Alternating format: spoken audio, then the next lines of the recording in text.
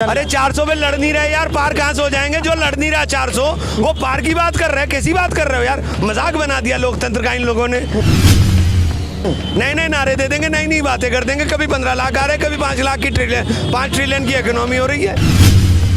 लोकसभा चुनाव के प्रथम चरण के मतदान को लेकर जनपद सहारनपुर में पहले चरण में मतदान होना है। नामांकन की प्रतिक्रिया लगातार जारी है। जनपद सहारनपुर से गठबंधन प्रत्याशी इमरान मसूद इस वक्त कलेक्टर परिसर में है। इमरान साहब लगातार अब हर चुनाव के लिए समीकरण बनाते हैं। इस बार 24 के अंदर क्या कुछ समीकरण बनाकर आए हैं इमरान मसूद साहब? सारा समीकरण है भाई, इस बार सबका साथ है। इस बार कोई नहीं है, इस बार तो सब मेरे साथ है। मगर सबका साथ सबका विकास तो भाजपा का नारा है। मैंने कहा सबके सब साथ है, मेरे साथ है। इस वक्त कोई दिक्कत नहीं है। एक तरफ 400 पार का नारा है।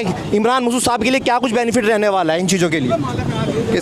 किसका 400? भाजपा ने साफ तौर से ऐलान कर दिया कि इस बार 400 पार जाना। अरे 400 पे लड़ नहीं रहे यार, पार कहाँ से हो जाएंगे? जो लड़ नहीं रहा 400 वो पार की बात कर रहे हैं। कैसी बात कर रहे हो यार? मजाक बना दिया लोकतंत्र का इन लोगों ने। नए नए नारे दे देंगे, नई नई बातें कर देंगे। कभी 15 लाख आ रहे हैं, कभी 5 लाख की 5 ट्रिलियन की इकोनॉमी हो रही है। क्या नई नई बातें हो रही हैं? अब 400 सीट लड़ नहीं रहे हो, 400 पार कैसे हो जाओगे? भाजपा प्रत्याशी बोले कि तमाम ऐसी हमारे पास विकास योजनाएं हैं कि विकास योजनाओं के आधार पर ही चुनाव जीतेंगे इंशाल्लाह। क्या कुछ अनवर भाई का उनको बिठाओ। नहीं, कोई विकास योजना नहीं।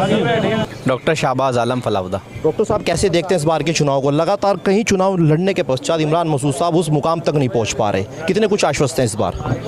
ऐसा नहीं है, इमरान साहब इस बार चुनाव जीतेंगे, 100% चुनाव जीतेंगे। इस बार समाजवादी और कांग्रेस का गठबंधन है और इमरान मसूद पिछली बार रह गए थे, लेकिन इस बार मजबूती के साथ चुनाव जीत करके पार्लियामेंट जा रहे हैं। वो सारी जनता यहाँ की बता रही है और इस बार जो संविधान बचाने का चुनाव है तो जनता उनके साथ खड़ी है।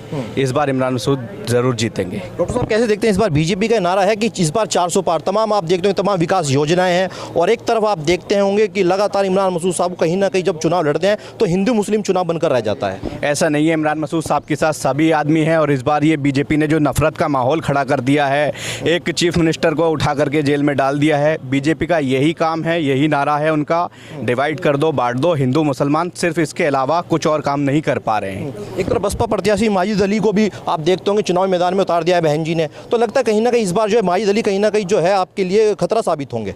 वो बहन जी जो है इस भाजपा को बाहर से सपोर्ट कर रही है, अपने कैंडिडेट उतार करके नुकसान कर रही है इंडिया का। इस बार बहन जी को भी पिछली बार उनका एक एमएलए था, इस बार उनको पता चल जाएगा। उनका पार्लियामेंट के अंदर उनका कोई भी एमपी जीत करके नहीं जाएगा। कैसे देखते हैं भाई साहब इस बार के चुनाव को? कड़ा टक्कर का चुनाव बताया जा रहा है। इस बार का चुनाव जो है त्रिकोणीय हो चुका है। त्रिकोणीय नहीं, भाजपा से नेताजी के इमरान मसूद का मुकाबला है, सीधा और सीधा। तो ऐसे में बसपा को आप कहीं नहीं देखते? बसपा कहीं नहीं है। जो धरातल पे आके अपने समाज के लिए और देश के लिए नहीं काम कर रही हैं बहन जी, एक संगठन में उजल के रह गई हैं, तो उससे क्या फायदा होगा?